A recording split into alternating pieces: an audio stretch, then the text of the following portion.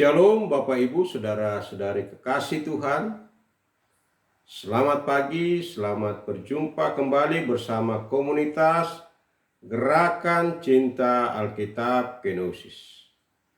Dalam program membaca Alkitab secara berurut dan berkesinambungan. Bacaan Alkitab hari ini dari kitab Kisah Para Rasul pasal 2 ayat 29 sampai dengan ayat yang ke-47. Beginilah firman Tuhan. Khotbah Petrus. Saudara-saudara, aku dapat berkata-kata dengan terus terang kepadamu tentang Daud, bapa leluhur kita. Ia telah mati dan dikubur, dan kuburannya masih ada pada kita sampai hari ini. Namun, ia adalah seorang nabi, dan ia tahu bahwa Allah telah berjanji kepadanya dengan bersumpah bahwa ia akan mendudukkan seorang dari keturunan Daud sendiri di atas tahtanya. Karena itu, ia telah melihat ke depan dan telah berbicara tentang kebangkitan Mesias. Ketika ia mengatakan bahwa dia tidak ditinggalkan di dalam dunia orang mati, dan bahwa tubuhnya tidak mengalami kebinasaan. Yesus inilah yang dibangkitkan Allah, dan tentang hal itu kami semua adalah saksi. Sesudah ia ditinggikan oleh tangan kanan Allah dan menerima dari Bapa Roh Kudus yang dijanjikan itu, maka dicurahkannya Roh itu seperti yang kamu lihat dan dengar di sini. Sebab bukan Daud yang naik ke surga, malahan Daud sendiri berkata, Tuhan telah berfirman kepada Tuanku, duduklah di sebelah kananku, sampai kubuat musuh-musuhmu menjadi tumpuan kakimu. Jadi, seluruh kaum Israel harus tahu dengan pasti bahwa Allah telah membuat Yesus yang kamu salibkan itu menjadi Tuhan dan Kristus.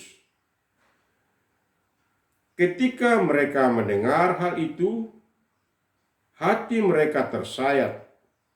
Lalu mereka bertanya kepada Petrus dan rasul-rasul yang lain, "Apa yang harus kami perbuat, saudara-saudara?"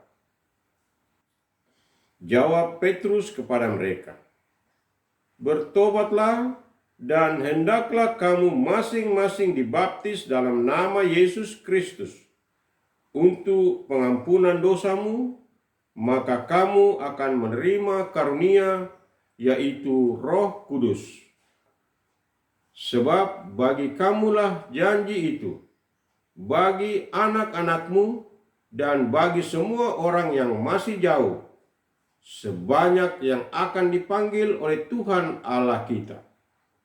Dengan banyak perkataan lain lagi, ia bersaksi dan mendesak mereka, katanya, "Berilah dirimu diselamatkan dari generasi yang jahat ini." Cara hidup jemaat yang pertama. Orang-orang yang menerima perkataannya itu dibaptis, dan pada hari itu jumlah mereka bertambah kira-kira 3.000 jiwa. Mereka bertekun dalam pengajaran rasul-rasul, dalam persekutuan, dalam memecahkan roti dan berdoa. Ketakjuban melanda semua orang, sebab rasul-rasul itu mengadakan banyak mukjizat dan tanda. Semua orang yang percaya tetap bersatu, dan semua milik mereka adalah milik bersama. Dan selalu ada dari mereka yang menjual harta miliknya, lalu membagi-bagikannya kepada semua orang sesuai dengan keperluan masing-masing. Dengan bertekun dan sehati, Mereka berkumpul tiap-tiap hari dalam bait Allah. Mereka memecahkan roti di rumah masing-masing secara bergiliran dan makan bersama-sama dengan gembira dan tulus hati, sambil memuji Allah, dan mereka disukai semua orang. Tiap-tiap hari Tuhan menambahkan jumlah mereka dengan orang yang diselamatkan. Amin. Demikian firman Tuhan hari ini. Yang berbahagia ialah orang yang mendengarkan firman Allah dan yang menaati, memelihara, serta melakukannya. Mari kita berdoa. Bapa kami yang di surga, dikuduskanlah nama-Mu. Datanglah kerajaan-Mu. Terima kasih kami telah membaca dan mendengarkan firman-Mu hari ini. Tanamkanlah firman-Mu di hati kami dan tuntun kami agar kami menjadi pelaku-pelaku firman. Tuhan Yesus Juru Selamat kami. Kami akan segera memulai aktivitas kami hari ini. Berkati dan lindungilah kami dalam melakukan tugas, tanggung jawab, dan kewajiban kami hari ini, agar kami dapat mengerjakannya dengan baik dan menjadi kemuliaan bagi nama-Mu. Di dalam nama Yesus kami berdoa. Amin. Terima kasih telah mengikuti program ini dengan baik. Renungkanlah firman Tuhan yang telah kita baca dan dengarkan hari ini. Lalu temukan rema dan hikmat di dalamnya. Kami berharap Bapak Ibu Saudara-saudari bisa disiplin mengikuti program ini tiap hari, agar kita dapat memahami Alkitab secara utuh dan membacanya secara keseluruhan.